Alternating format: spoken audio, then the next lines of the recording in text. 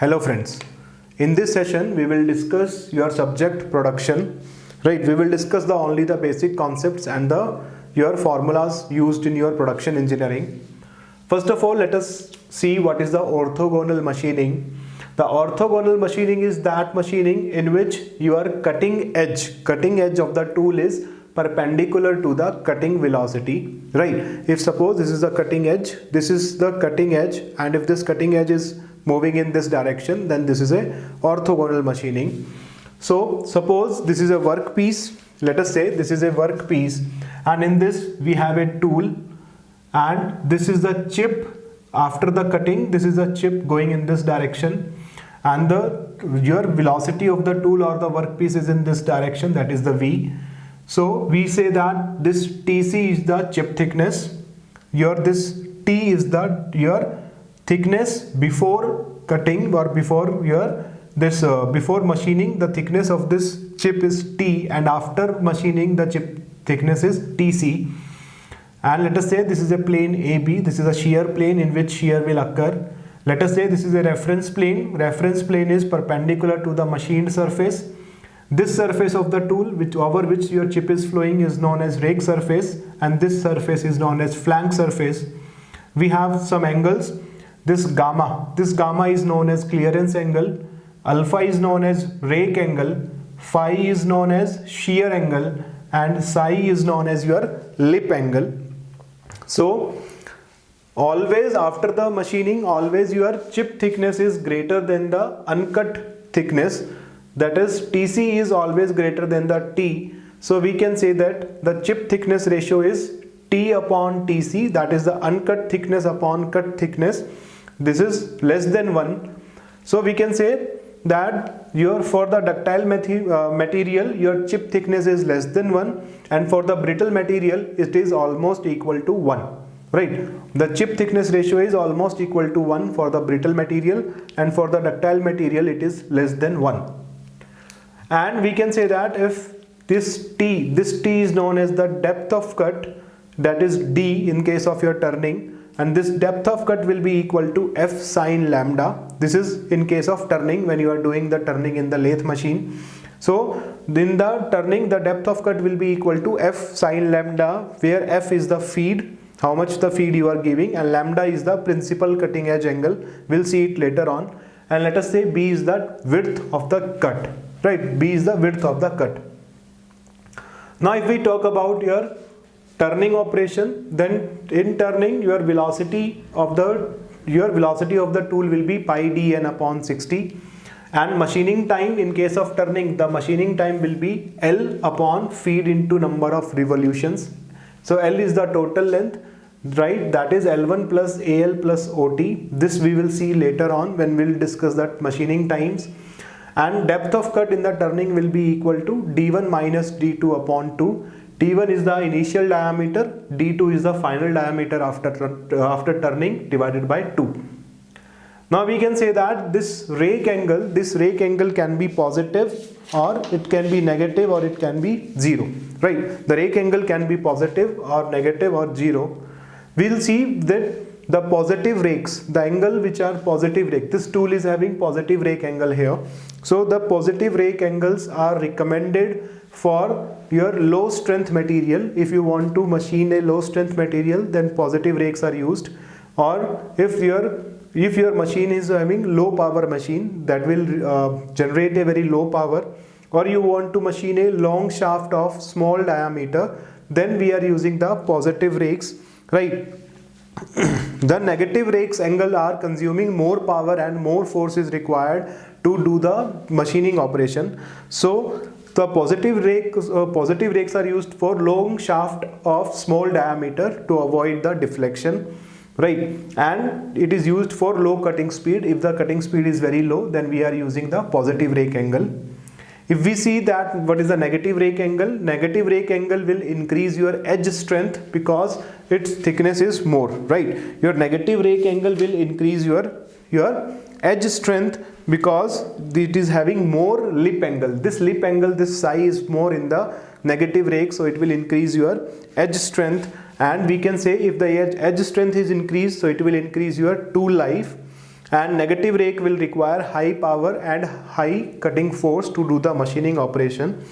So if we are saying that the zero rake angle, where the zero rake angle is used, the zero rake angle is used for the manufacturing of form tools, right? You can remember this, form tools.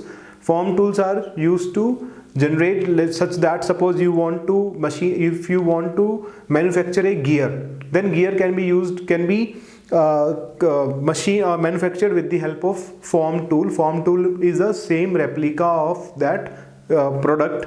जो भी आपको product बनाना है उसका same replica होता है form tool in the form off cutter. Cutter को gear की shape में कट करते हैं और उससे आप मशीनिंग करते हैं. सो this is the form tool. And याद रखेंगे that zero rake angle is used for the machining of brass and cast iron. You will get a question, आपको डायरेक्ट थ्योरी का क्वेश्चन आना है आपका CIL में. So your zero rake is used for the machining of brass and cast iron. This you have to remember. Now in the orthogonal cutting, just remember one thing, that in the orthogonal cutting your cutting edge will be greater than the width of the workpiece, and width of the workpiece will be greater than the depth of cut. This will be the your in the increasing order, cutting edge will be more than the width of the workpiece, right? And the width of the workpiece will be more than the depth of cut. Then we can say that we will have that orthogonal cutting. Now in the orthogonal cutting, if you increase the speed, then cutting force will not change, right? Remember this thing, this is a concept, right? We don't have so much time to explain each and every concept here. Just I'm writing the main your note forms which will be asked in your question or in your exam, that cutting force will remain same if you increase the speed in the your orthogonal cutting. Next is your tool designation. How to that specific the tool, the tool के पास कौन से angle है, tool का nomenclature कैसे करते हैं. So we have the 7 elements in the tool nomenclature or tool designation. The first 2 are the rake angles. This is the rake angles. These are the rake angles. These 2 are the relief angles. These 2 are the cutting edge angles, and this is the nose radius of the tool, right? So we can say that alpha B is the back rake angle, side rake angle, end relief angle, side relief angle. This is end cutting edge angle, side cutting edge angle, and nose radius. These 7 are used in your in your tool nomenclature. Now if we go to the formula of the chip thickness ratio, we know that the chip thickness ratio will be equal to T upon TC, which is equal to LC upon L, where LC is your length of your, we can say that LC will be the length of the chip and L is the length of the uncut chip, right?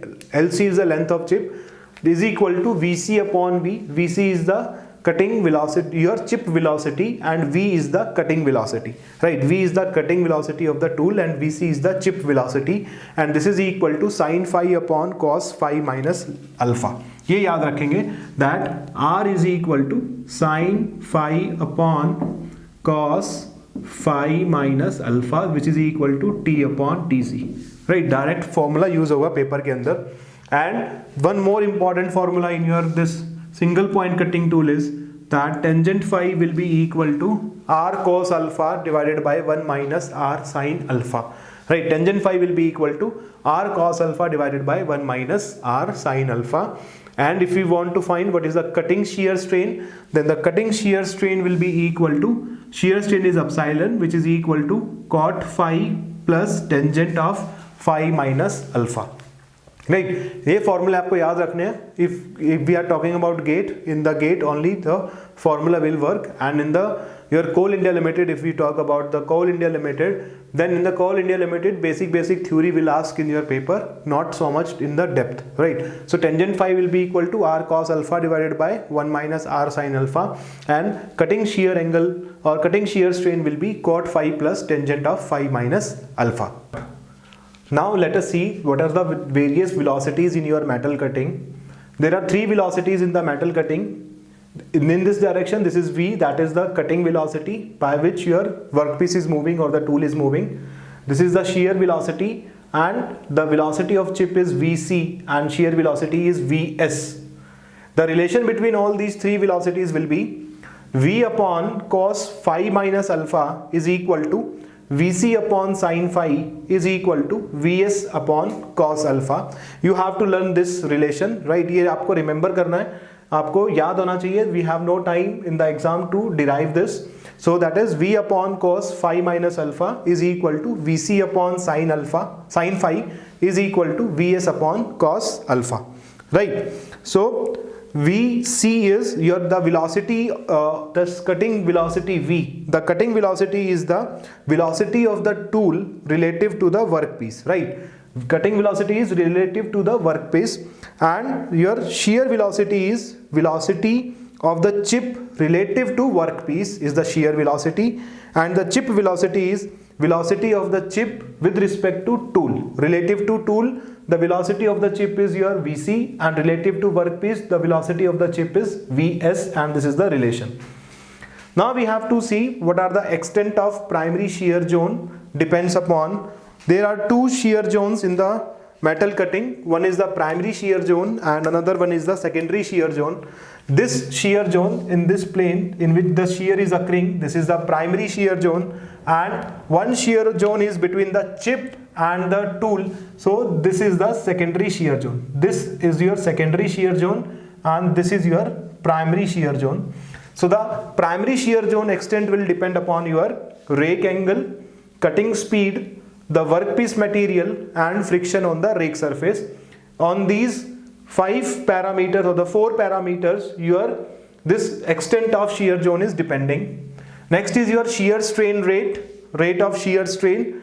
Then rate of shear strain will be equal to shear velocity upon thickness of the shear zone. This thickness of the shear zone, and the thickness of the shear zone will be equal to Ts, that is equal to 1/10 of shear plane length. This length of the shear plane is 1/10 of shear plane length will be equal to your thickness of this shear zone, and the maximum value of this thickness of shear zone will be 25 micron, right? आपको ये formula याद रखने हैं.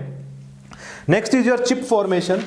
In your that metal cutting, if your material is the ductile material, then while you are doing the machining of ductile material, shear yielding will take place. Shear yielding will be in the ductile material, and in the brittle material your brittle fracture will be there, right? And there are your 4 types of chip which are formed in your metal cutting. One is the continuous chip, when the chip is continuous without build up edge. Second one is your continuous chip with build up edge, and third one is your discontinuous chip, and fourth one is the serrated chip. So we can say that, first of all, let us discuss that when your discontinuous chip will form. Discontinuous chip कब बनेगा? Discontinuous chip is your irregular chips, and this will form when the material is your brittle. And if we can say regular discontinuous chip will form, regular shape discontinuous chip will form if the material is ductile, but the material is your hard material, not the soft material. In that case, your discontinuous chip of regular shape will form. If the feed is large, then your discontinuous chip will form. Tool rake negative, and cutting fluid is absent or inadequate. So in this case, your discontinuous chip will form. So if we say that the high carbon steel is a ductile and a hard material, so in this high carbon steel always discontinuous chip will form. And if we are talking about the low carbon steel, so low carbon steel is a soft material, and in the soft material always continuous chip will form. Remember one thing, cutting with the multi-point tool. Multi-point tool means your milling cutter, drilling cutter, or you can say boring, reaming. In all these cases, if for the multi-point cutting tool, always discontinuous chip will form, right? If you are doing the machining with the single point cutting tool, then there will be a case that the continuous chip will form. लेकिन अगर आपका जो tool है, that is a multi-point cutting tool. Multi-point cutting tool means, right, single point cutting tool doesn't mean that on that tool only one cutting edge is there. Cutting edge may be more, right? लेकिन एक time पे सिर्फ एक cutting edge, if one cutting edge isn't working, then it is known as single point cutting tool. Multi-point cutting tool means that more than one cutting edge is working, is doing the machining, then it is your multi-point cutting tool, right? So in the multi-point cutting tool, always your discontinuous chip will form.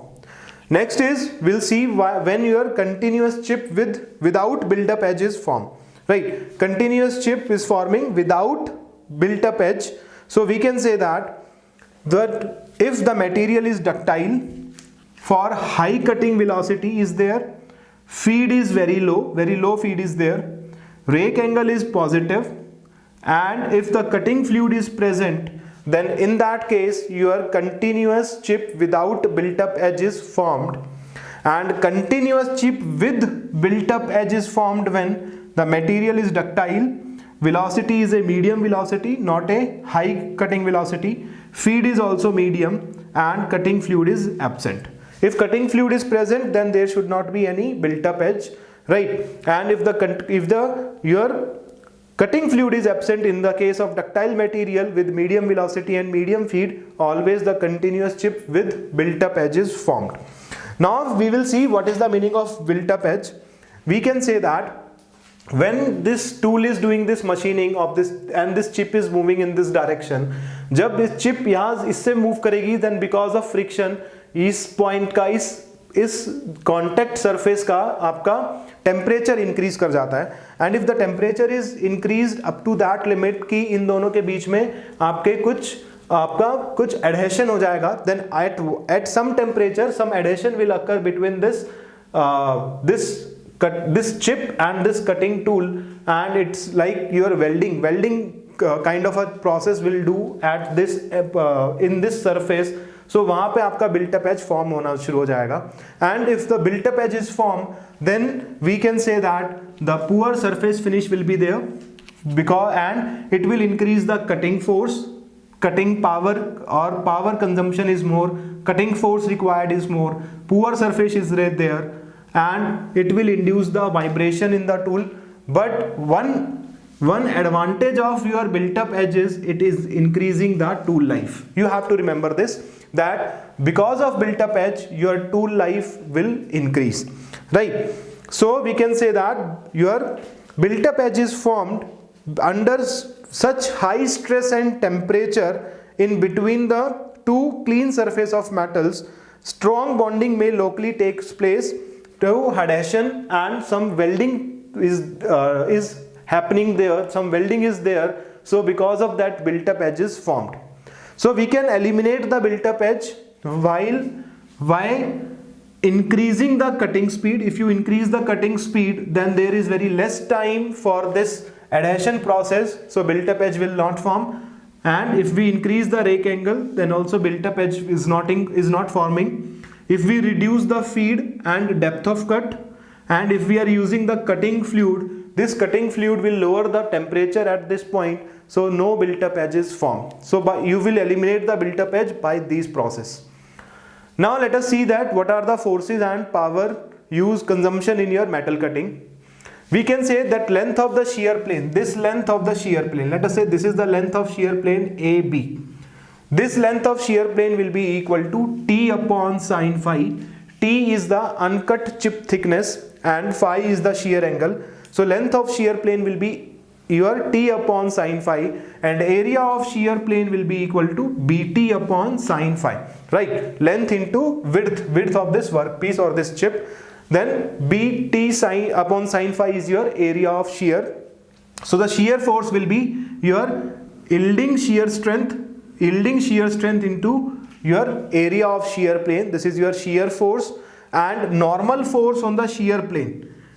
The force perpendicular to this shear plane will be Fs is on this shear plane in this direction. So perpendicular to this a normal force is acting, and this normal force will be equal to your normal yielding strength into area of shear, that is BT upon sin phi. Right, आपको paper में आपको ये tau s and sigma s का value दिया होगा. This is the normal yielding strength. This is the shear yielding strength. It will be given in the question. So from here you can easily find out Fn, which is equal to sigma s into BT upon sin phi. Now we can say, if let us see that Fc is the cutting force and Ft is the thrust force. The cutting force which is required to cut is your Fc and Ft is the thrust force. You have to remember this merchant circle. This is your merchant circle. आपको ये merchant circle याद रखना है because the formulas are so much that it is not possible to learn all the formula. And let us say this is a tool. This is your single point cutting tool. This is the rake angle alpha. In this direction, this is the friction force. Friction force is acting. In the perpendicular direction, normal force is acting. This is the resultant of friction force and your normal force, and this angle is the friction angle, that is beta. Right? We know that tangent beta will be equal to F upon N, which is equal to your coefficient of friction, that is mu. Beta is the friction angle. In this direction, let us say this is the cutting force, this is the thrust force, the angle between them is 90 degree. This is the shear force on the shear plane, and this is the normal force perpendicular to the shear plane. The angle between them is also 90 degree. The resultant will be same.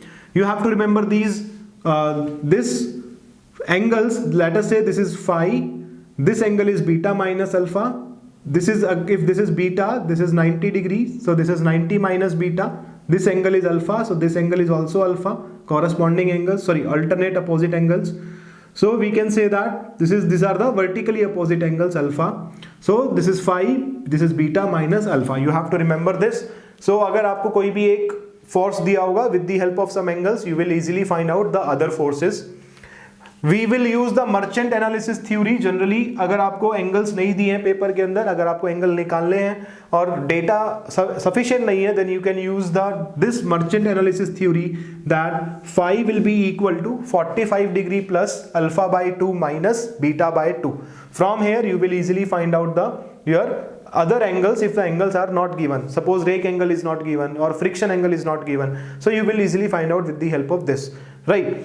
So phi will be find out in the chip thickness ratio is there, right? R sin phi upon 1 minus R cos phi upon 1 minus R sin phi. This, from that formula you will easily find out the phi. So if alpha or beta is not given, then you can use this merchant analysis theory. So the force relation which are coming out from this merchant circle are this one. These are the force relations which you have to remember for your problem solving. If in GATE question, in the GATE one question is compulsory in this from this chapter. यहाँ से एक question 100% आएगा आपका. तो ये formula आपको याद रखने हैं. That friction force F will be equal to Fc sin alpha plus Ft cos alpha. This is easily proved with the help of this, लेकिन पेपर में इतना टाइम नहीं है कि we are going to derive this, so you have to learn these 4 formulas, right? So friction force equal to Fc sin alpha plus Ft cos alpha. Normal force will be equal to, normal reaction will be equal to Fc cos alpha minus Ft sin alpha, right?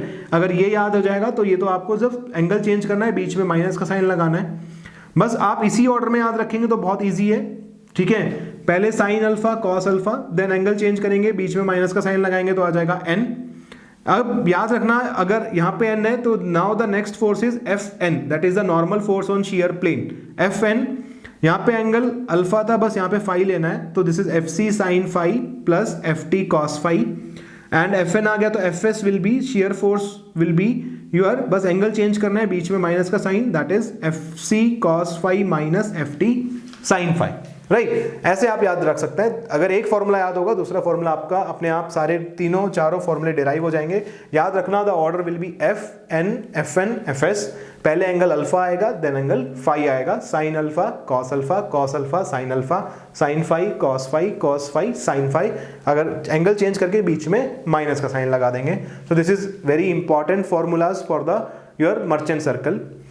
Now the power consumption will be your cutting force into velocity of your cutting velocity. So Fc into V is the power consumed, and this power consumed कहाँ हो रही है? Power consumed is in the shearing, to do the shearing plus to overcome the friction. So the power consumed will be equal to shear force into shear velocity plus friction force into velocity of chip.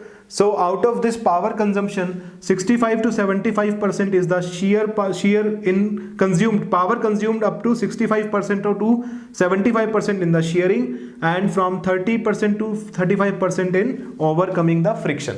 So this is the ratio of the power consumed. Right. Now, what is the specific energy consumption? The specific energy consumption is your power upon material removal rate. MRR is material removal rate, and this will be equal to, power is equal to FC into V divided by material removal rate is B into T into cutting velocity. So from here you can write that the specific energy consumption will be equal to FC upon BT. Right. Here you can write FC upon BT, and just remember one thing, that you will cancel this V and V only when your units are same. Don't confuse. If the units are same, then you can easily write down. And if it is in turning, then in turning your specific energy consumption will be in place of BT, you can write F into D, that is feed into depth of cut. Right. So the power consumption will be FC upon B into D, and the specific for this normal machining is it will be equal to FC upon BT. Right. So sometimes you will get the material removal rate directly in mm, but remember that here this velocity is in meter, here it is in mm, so you have to convert like this. Right. Just don't forget to convert the units. If it is in meter, then you will have to take the meter, all the values. If it is in mm, then you have to take all the units in mm only. So this is the cutting force and the power consumed during cutting. Now let us see that how a turning operation will work, that is on the lathe machine when you are doing the turning of a workpiece. The difference between turning and the orthogonal machining is, in the orthogonal machining, that orthogonal machining is a 2-axis machining. That means the forces are coming in the 2 axes only. But this turning operation is a 3D machining operation in which the force will come in all the 3 axes, that is X, Y and Z. Let us say we are saying that force in the Z axis, that is the cutting force, Fz is the cutting force. Force in the Y direction, that is Fy, is a radial force or the thrust, and Fx in the X direction is your axial force. So out of these 3 forces we can say that the cutting force will consume the 99% of the power which will be given by the machine to your tool or the workpiece. Now we have to convert this 3D machining into 2D machining, because we know the formulas for the 2D machining, that is your orthogonal machining. We know the formula for that. So the conversion formula for your turning is that cutting force Fc, which we studied earlier, that Fc will be equal to Fz, that is the force in the Z direction, and Ft, this Fy is a radial force and thrust force, this is not equal to Ft. Remember this, Ft जो आपने पहले पढ़ा था ये उसके equal नहीं है. So the Ft which we studied earlier, that is the thrust force, this is equal to Fx upon sin lambda, and this is also equal to Fy upon cos lambda. ये आपको याद रखना है. Fx upon sin lambda is equal to Fy upon cos lambda is equal to Ft. Right. So lambda is the principal cutting edge angle, it will be given in the question.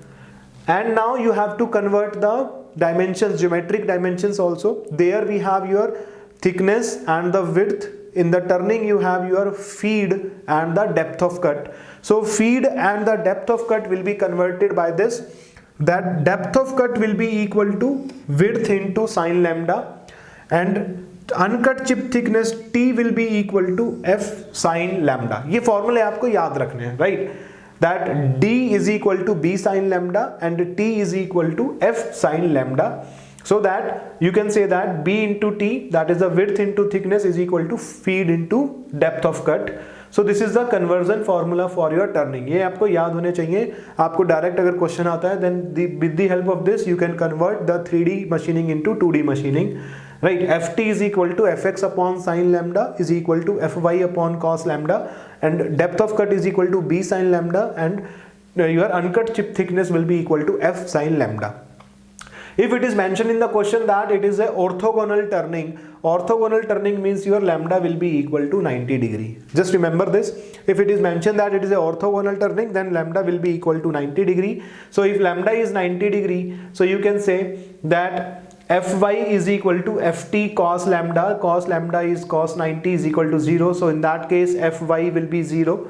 If Fy will be 0, then you can say Ft is equal to x, and uncut chip thickness will be equal to feed and depth of cut will be equal to width, right? ये just इसी फॉर्मूले में lambda को 90 रख दिया तो ये वाले फॉर्मूले आ गए हैं। बस याद रखना है in orthogonal turning lambda will be 90 degree, ये फॉर्मूला याद है तो ये आप निकाल सकते हैं। And material removal rate will be equal to area of cutting, that is b into t into cutting velocity. So b into t will be equal to feed into depth of cut, so it will be equal to f into d into v. This is the material removal rate. So this is a turning operation. By this help the conversion formula, and thus you will be able to solve all the question on the turning operation. Now if we say that heat distribution in the metal cutting, that the heat generated in the metal cutting will be distributed in three phases. First, the maximum heat, that is the 70 to 80% of heat will be taken by the chip. 10 to 15% of heat will be gone to the tool, and 10 to 15% of heat will be goes to the workpiece. So this is the heat distribution rate in your metal cutting. Now let us say what is the tool wear. In your metal cutting, the tool wear is of three types. One is the flank wear on the flank of the tool. Next is the crater wear. Crater wear is on the rake surface, right? And another one is the chipping of the cutting edge. Cutting edge is chipping off is also a kind of tool wear. And we can say that for the low speed machining, flank wear will dominate, and in the high speed machining your crater wear will dominate. And we will define the tool life, that what is the tool life. So tool life is basically depending upon or basically determined with the help of flank wear. In tool life, flank wear is the most important. We can say that the crater wear will occur, that wear on the rake surface will occur if you are doing the machining of ductile material which will produce the continuous chip. It will goes along the rake surface and it will destroy the rake surface. So crater wear will be in the ductile material with continuous chip. And because of the crater wear, just remember one thing, there is no effect on the cutting force. Cutting force will not change, surface finish will not change, and tolerance of workpiece, that the dimension of workpiece which you want, it will not change because of crater wear. All these will change because of flank wear. Flank wear will affect your tolerance of your workpiece, surface finish, and your cutting force. It will depend upon the flank wear, not on the crater wear. Just remember this. Next is the Taylor's tool life equation. This is an important concept in your metal cutting. That Taylor's tool life equation, it is determined or based on your flank wear. It is based on flank wear. Taylor's tool life equation will says that V into T raised to power N is equal to constant, where V is the cutting speed and T is the time or the tool life, that is time, and N is a constant, C is a constant. This N will depend only upon the tool material. For the objective you have to remember this.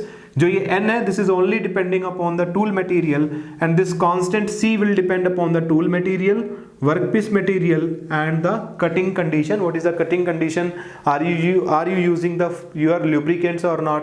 What are the angle, rake surface angle? What are the various forces various forces develop in the machining process? This constant will depend upon the cutting condition.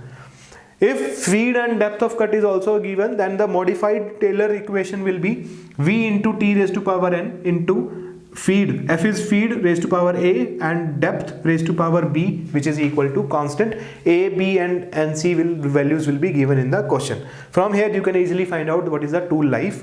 So we can say that in the tool life, if you want to calculate the tool life, for the tool life, the effect of cutting speed on the tool life is greater than the effect of feed, and it is also greater than the depth of cut. So this is the decreasing effect on the tool life. The most prominent here in the tool life is your cutting speed. Cutting speed will be play a major role in the tool life, then your feed, then your depth of cut. Now let us say the economics of metal cutting. What are the various costs associated with the metal cutting? We can say that if you want the optimum tool life for minimum cost, if you want that you are doing some machining process, and for that machining process you want that the cost will be minimum. So the optimum tool life, that is T naught, will be equal to Tc plus Ct by Cm into 1 minus n upon n. This is valid when Tc is given. If Tc is not given, then the formula will be Ct upon Cm into 1 minus n upon n, where Tc is the tool changing time, right? Ct is the tooling cost. Tooling cost means if you want to do some repair for the tooling, or you want to replace the tooling, what are the costs associated with it, right? It's depreciation cost associated with it. If you want to regrind the tool, the cost associated with it, all will add in the tooling cost. And Cm is the machining cost, right? What are the various machining costs associated with it? That is a Cm. So if you want a maximum productivity, for the maximum productivity means your production time is minimum. So in that case, the optimum tool life will be T naught will be equal to Tc into 1 minus n upon n. From this formula you will be able to calculate T naught, and if T naught will be calculated from the Taylor's equation, V naught T naught raised to power n is equal to constant. If you calculated the T naught from this equation, you will be able to calculate what is the optimum velocity for minimum cost, or maximum productivity, or minimum production time, and you will be able to calculate based on this Taylor's equation.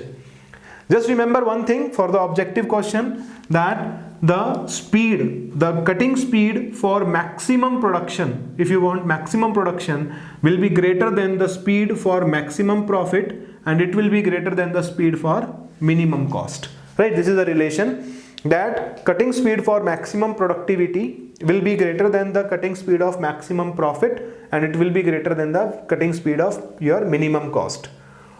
If you want to see what is the surface roughness, so the surface roughness formula will be H max upon F square upon 8R. H max is the maximum surface level, that is the peak to valley, your distance of peak to valley, right? Formula याद रखेंगे बस, F square upon 8R, where F is the feed and R is the nose radius. For the ideal surface means the nose radius will be 0. So the surface roughness in this case, this formula you have to learn, the surface roughness will be equal to F upon tangent of side cutting edge angle plus cotangent of end cutting edge angle. You have to remember this formula and this formula, F square upon 8R, and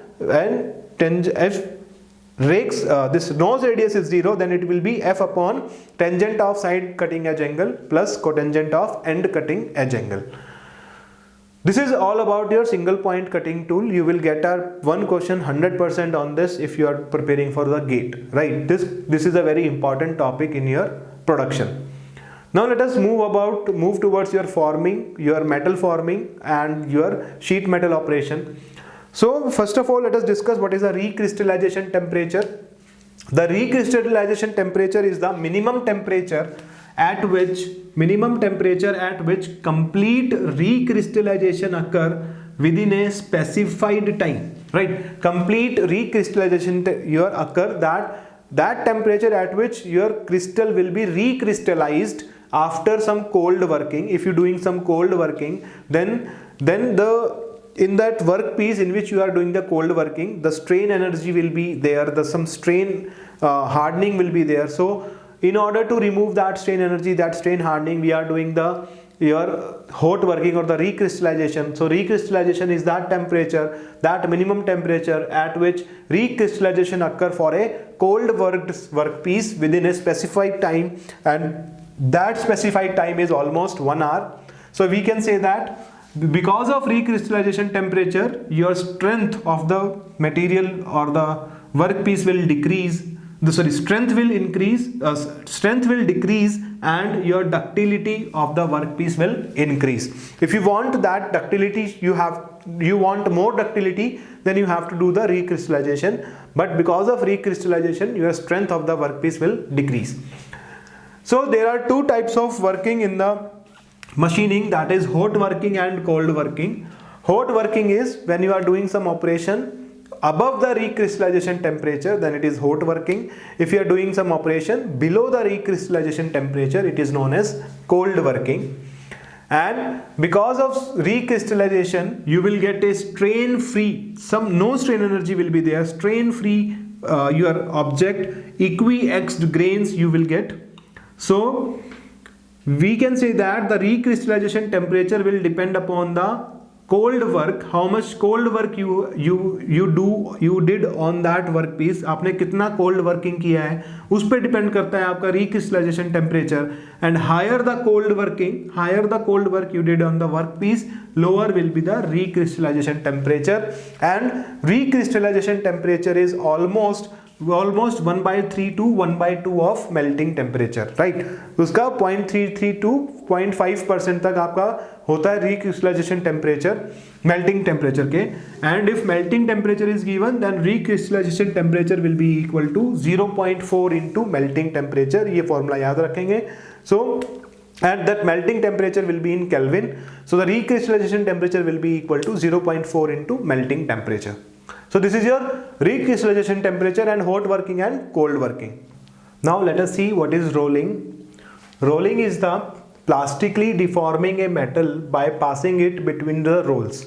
Right? We are passing the material in between the rolls. Rolls are rotating. So it will help to reduce the thickness of your workpiece, and some plastic deforming will take place. Plastic deformation means that the permanent deformation will be in the workpiece.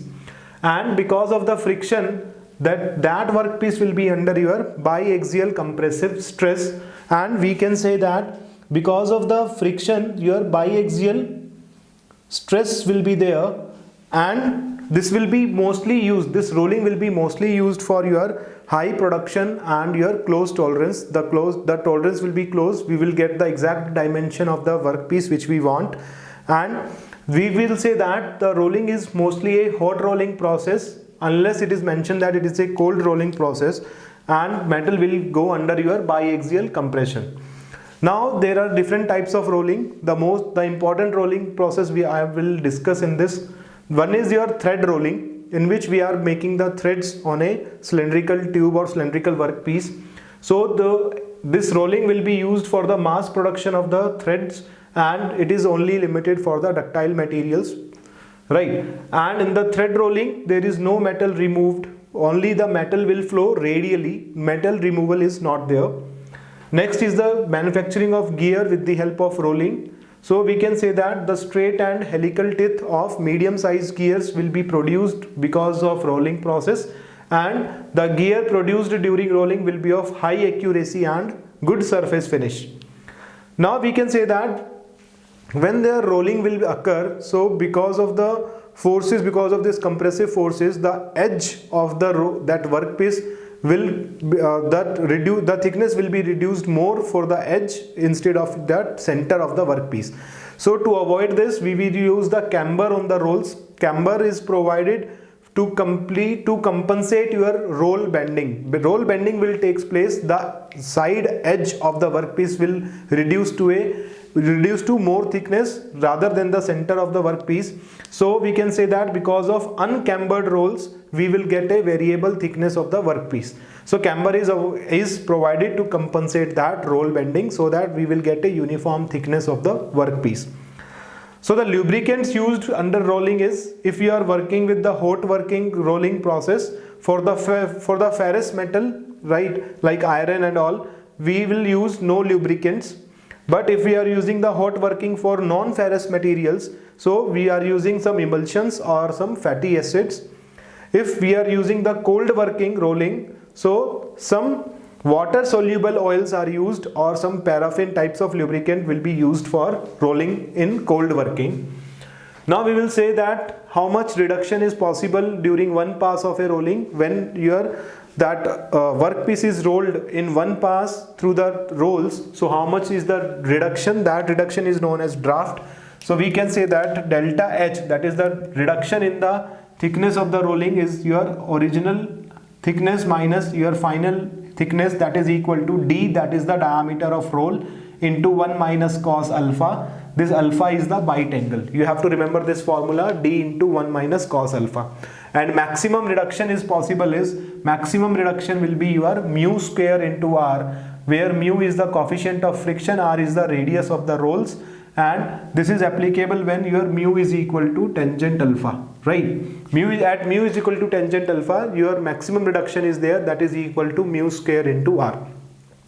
So the minimum possible thickness which we get is, minimum possible reduction is your h0 minus hf, that is the final thickness minimum will be equal to mu square into r. When the reduction is maximum, then you will get the minimum thickness, right? So h0 minus hf, that is minimum, is equal to maximum reduction, that is mu square r. So if you want to find what is the number of passes required, so it will be equal to the reduction required divided by the maximum reduction. So this much amount of passes, this much number of passes you will be doing in the rolling process. Now let us calculate the force, torque and power required for the rolling process. The projected length, I'm not drawing that geometry of the rolling process, just remember these formulas. The projected length of the workpiece will be equal to r sine alpha, and this is equal to under root of r into delta h. R sine alpha is equal to under root of r delta h. So the projected area will be equal to projected length into width of the workpiece, and roll separating force, the force exerted by the rolls will be equal to sigma naught into projected area, and sigma naught is the flow stress. It will be given in the question. So this is your force. Now if we say that what is the torque per roller, on one roller how much torque is acting, that is equal to force into arm length, that is A, and this arm length A is equal to 0.5 into projected length for hot rolling, and it is equal to 0.45 into projected length for cold rolling. ये आपको याद रखना है. This you have to remember, that value of A is 0.5 for hot rolling and 0.45 for cold rolling. So the power, total power which is required for a rolling process will be, this is a torque per roller. So total torque on two roller will be 2 into F into A. That is, so we can say that total power required will be 2 into torque, that is on the both rollers, 2 into torque into angular velocity of the rollers. So this is the power required to do the rolling process. So we can say that the roll force, the force on the rollers will be reduced by, if we decrease the friction. If you use the small diameter rolls will decrease the contact area. If you decrease the contact area, then the force exerted on the roller or the workpiece will be less. And if we are using the smaller reduction per pass, right? If you are using a large reduction, then you have to exert more force. So if you do the smaller reduction per pass, then your roll force will be minimum. And if we are doing the rolling at some elevated temperature, if you increase the temperature of the workpiece, then the roll force will be decreased.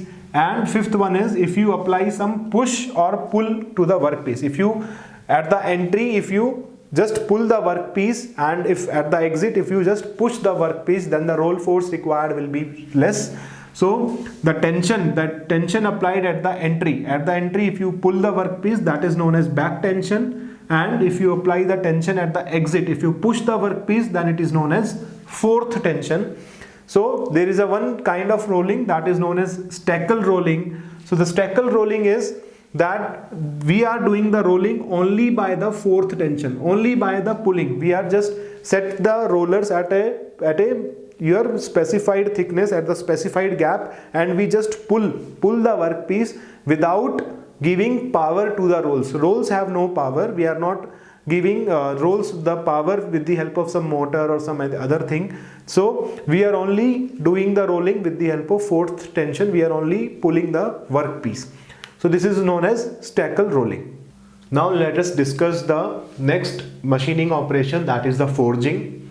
So forging is your plastic deformation machining technique in which that object or the workpiece is molded with the help of dies. We have dies of specific cavity. We press the workpiece inside that cavity with the help of some force, and that workpiece will take the your shape of that cavity. So that is known as forging. The main advantage of the forging is that the forging will control the grain flow in the specific direction. So if you want a specific property in a specific direction, then this forging technique will help, right? This is the only technique in which you will be able to achieve your directional properties, that is the forging. In forging, your draft is provided on the sides for the removal of forging. When the die is completely closed, so when you want to remove that forging product or the forged workpiece, if you want to remove, then draft is provided on the side of the forging to facilitate this removal, and the excess material added to ensure the complete filling of the cavity, right? That the cavity inside the design is completely filled, so we are adding some extra material in the workpiece, and that is known as flash. So flash is that excess material which is required, which ensure the complete filling of the cavity, and it is also act as a cushion for impact load when during the finishing operation, right? When impact loads are acting on the workpiece, so this flash will act as a cushion load. And next is your gutter. Gutter is the additional space so that excess metal can flow, right?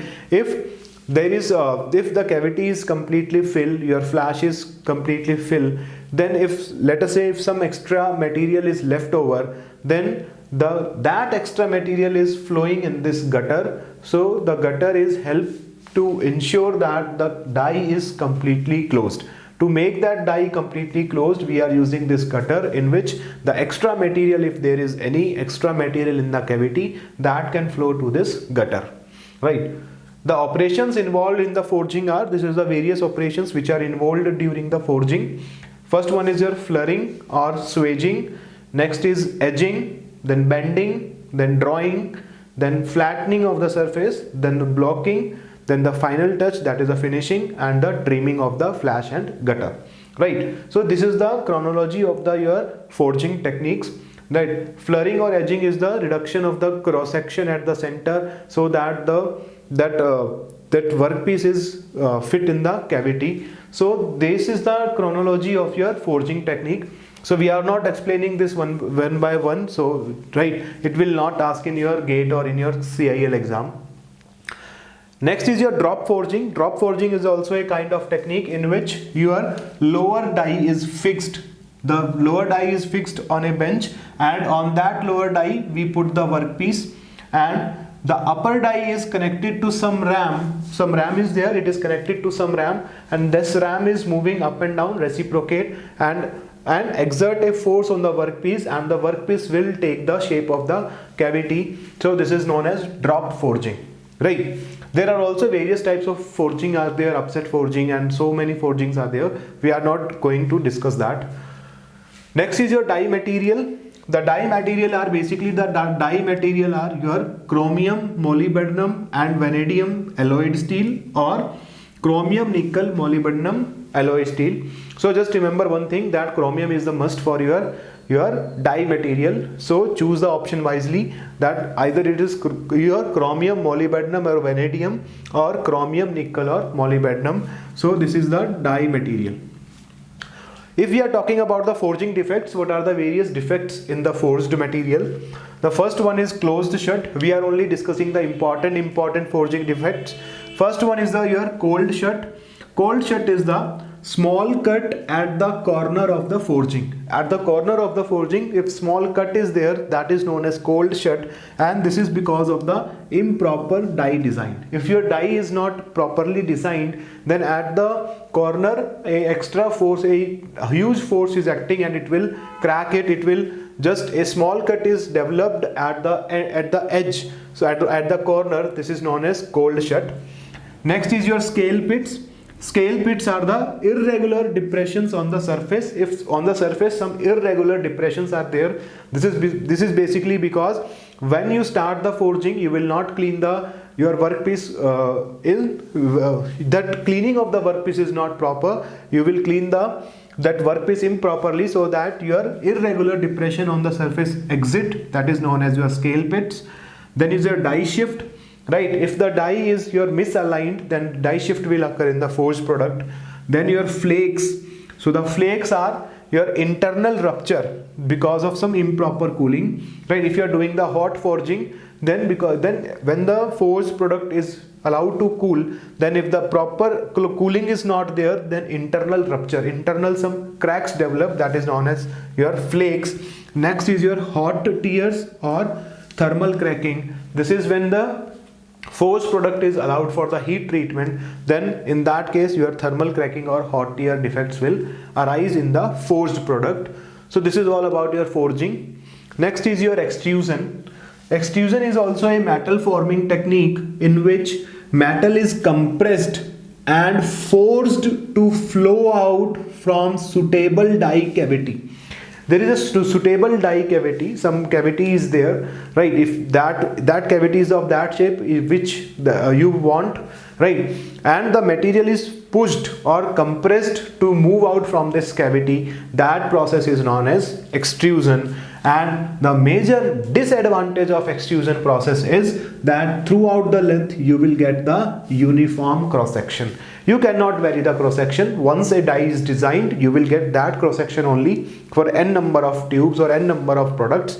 So this is a major limitations of the extrusion process. Once a die is made, once you make a die, then you cannot change the dimensions or the cross section of that extruded product. So extrusion is a metal forming technique in which your workpiece is forced to pass through a die or pass through a cavity. So in the extrusion, that workpiece is under triaxial compression. From all the three axes, compressive force will act. So the extrusion process is under your triaxial compression.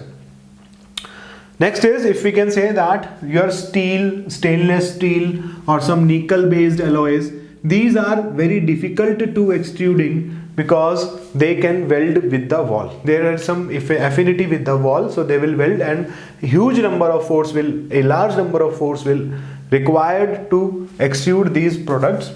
And if we talk about the lubricants in the extrusion, so we can say that we are using either phosphate based lubricants or molten glass as a lubricants. Right, lubricants are phosphate based or molten glass lubricants. Next is your extrusion ratio. Extrusion ratio is your area of the workpiece, that billet, area of the billet before extrusion divided by the area of the product, right? Your initial area divided by the final area, that is your extrusion ratio. So we can say that one process is your hot extrusion process. In hot extrusion process, if we talk about that, this process is for aluminium. So the temperature of this process will be 430 to 480 degrees Celsius, and this will helpful in your making the curtain rods. Curtain rods made up of aluminium. So that is a hot extrusion process. There are two different types of extrusions are there. One is the direct extrusion, one is the indirect extrusion. In the direct extrusion, what is there? In direct extrusion, we applied a force through a ram. A ram is applying a force on the workpiece. This workpiece will allow to compress through a cavity, and the product will get, or the workpiece will be extruded. So in this case, that your workpiece is moving along with the ram, and it will cross the cavity, it will extrude it from the cavity. So in this direct extrusion, you will need that extra power to overcome the friction between the workpiece and the die, or that your die, right? You need some your extra power to eliminate this or to compensate with this friction, because there is a relative motion between the die and your workpiece. But in the indirect extrusion, your workpiece is stationary, and on the ram we have a hollow ram on which we connect the die, and die is forced and workpiece is stationary. So in this case, we can say in the indirect extrusion there is no friction, because there is no relative motion between your workpiece is not moving, so there is no friction. So in the indirect extrusion, we can say that less power consumption is there as compared to the direct extrusion, right? Next is the cold extrusion process. In the cold extrusion process, we are using this process for the low strength metals, just like your lead, tin, zinc.